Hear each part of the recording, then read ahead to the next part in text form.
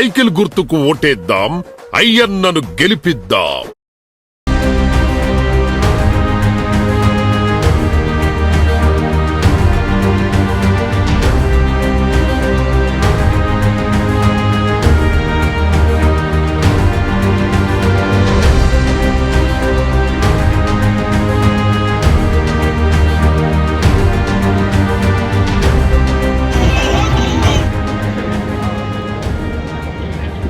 శాసనసభ్యురాలు, పాలిట్ బ్యూరో సభ్యురాలు అనిత గారికి, గడ్డం బుజ్జి గారికి, జనసేన నాయకులు ముత్యాల పాప గారికి, మాజీ శాసనసభ్యులు, అలాగే పెద్దబాబు గారికి, కాశీనాయుడు గారు, గోడపూడి శివదత్ గారు జనసేన పార్టీ, శ్రీనివాసు జనసేన పార్టీ, ఈ వేదిక పైన ఉన్న నాయకులకి, అన్నవరం గ్రామస్తులకి, కోట్లవరంల నాయకులకి అందరికీ పేరు పేరున నా ధన్యవాదాలు తెలుపుకుంటున్నాను. 8 గంటలప్పుడే వచ్చింటే బాగుండేది, చాలామంది ఉన్నారు, ఇంతసేపు వెయిట్ చేసినానికి.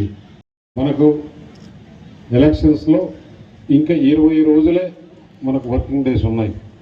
ఈ 20 రోజుల్లో మనం గ్రామాన డోర్ టు డోర్ తిరిగి, అంటే ఏ గ్రామంలో ఆ గ్రామం వాళ్ళు, లేదు ఏ మండలంలో ఆ మండలం వాళ్ళు తిరిగి ఇంటింటికి వార్డుకు మనం పనిచేసుకుని ఈ గుర్తుల గురించి చెప్పాలి.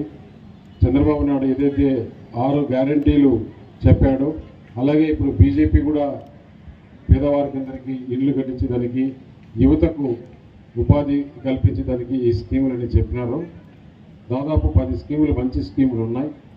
అవన్నీ కూడా ఇంటింటికి తీసుకెళ్ళి, ముఖ్యంగా ఇక్కడ బీజేపీ కొత్త కాబట్టి ఆ కమలం గుర్తును, అందరికీ సైకిల్ అంటే బాగా గుర్తుంది, కమలం గుర్తును కూడా మొట్టమొదటి ఓటు పార్లమెంట్ అభ్యర్థికి ఇస్తారు.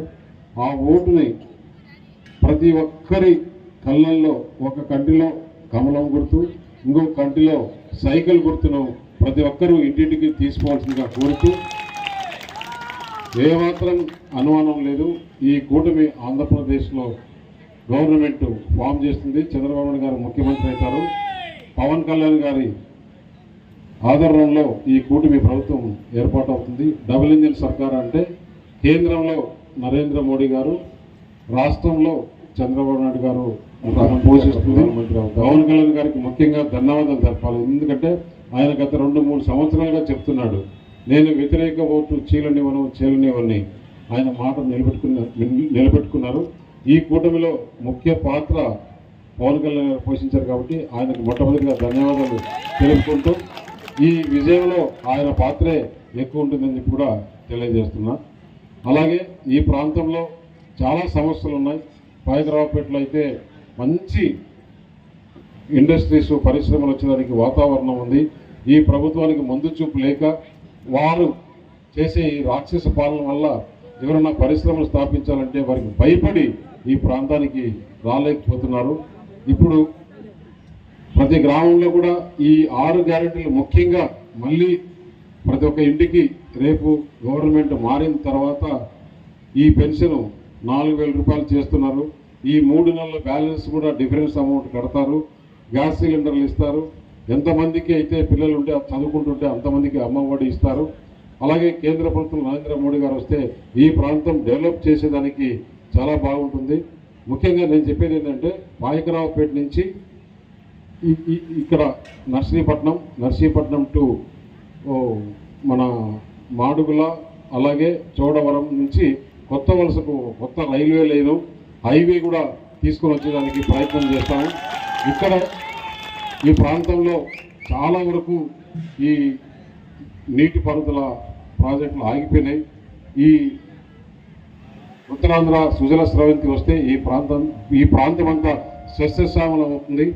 దాని ఉత్తరాంధ్ర సుజల స్రవంతిని ఏ విధంగా కానీ ఈ కూటమి ప్రభుత్వం కంప్లీట్ చేస్తామని చెప్పేసి, ఈ ప్రాంత రైతాంగాన్ని ఆదుకుంటాం అని చెప్పేసి, అలాగే సంవత్సరాల్లో మనం చూసాం ఇక్కడ వైఎస్ఆర్ కాంగ్రెస్ పార్టీ వాళ్ళు అనిత గారిని ఏ విధంగా కేసులు పెట్టి వేధించారో, చాలా హేళనగా మాట్లాడారో.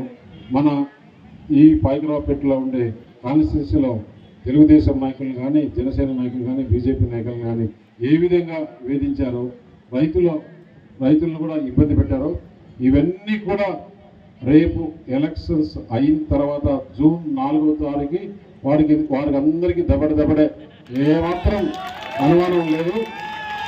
మనము రెట్టింపు చర్యలు తీసుకుని మన పైన అన్యాయంగా కేసులు పెట్టిన వారిని అన్ని కూడా కాపాడుకొని కేసులు లేకుండా చేసుకొని, ఎవరైతే మన కార్యకర్తలను ఇబ్బంది పెట్టిన అధికారులను కానీ అలాగే వారి పార్టీ నాయకులు కానీ ఒక్కరిని కూడా వదిలే సమస్య లేదు అని చెప్పి తెలియజేస్తూ, దానికి మీరు సైనికుల్లాగా ఈ కురుక్షేత్రంలో ఏదైతే శ్రీకృష్ణుడి పాత్ర పోషించారో మీరందరూ కూడా ప్రతి ఒక్కరు కూడా ఈ 20 రోజులు ఇంటింటికి తిరిగి ప్రతి ఒక్కరిని కన్విన్స్ చేసి ఈ ప్రభుత్వం పోతే మనకు ఏం మేలు జరుగుతుంది, కూటమి ప్రభుత్వం వస్తే ఏం మేలు జరుగుతుంది, ఆ ప్రభుత్వం చేసిన నష్టాలన్నీ కూడా మీరు ప్రజలకు వివరించి ఈ అనిత గారికి సైకిల్ గుర్తుపైన, నాకు కమలం గుర్తుపైన ఓట్లేసి గెలిపించవలసిందిగా కోరుతున్నాను. ఈ అవకాశం ఇచ్చిన ప్రజలందరికీ కూడా ధన్యవాదాలు తెలియజేస్తున్నాను. అభ్యర్థికి అంటే నాకు ఓటు వేసినట్లు, నాకు ఓటేస్తే ప్రధానమంత్రి నరేంద్ర మోడీ గారికి ఓటు వేసినట్లే కాబట్టి ఆయన ప్రతినిధిగా నేను ఇక్కడికి వస్తున్నాను. మొట్టమొదటి మీకు బూత్ లేకపోతే ఇచ్చే ఓటు వచ్చేసి పార్లమెంటు ఓటు, అది కమలం గుర్తుకు. మళ్ళీ రెండో ఓటు ఇస్తారు. ఆ రెండో ఓటు సైకిల్ గుర్తే. సైకిల్ అంటే మనకందరికీ తెలిసిన గుర్తే కాబట్టి మీరందరూ కూడా ఈ కమలం గుర్తును ప్రతి ఇంటింటికి, ప్రతి అవ్వకు, తాతకు, ప్రతి అక్కకు, చెల్లెలకు తీసుకోవాల్సిందిగా కోరుచున్నాను.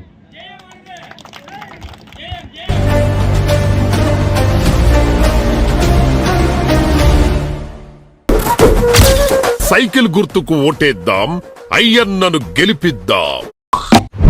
నిరంతర వార్తా సమాచారం కోసం మా వి న్యూస్ ఛానల్ సబ్స్క్రైబ్ చేయండి.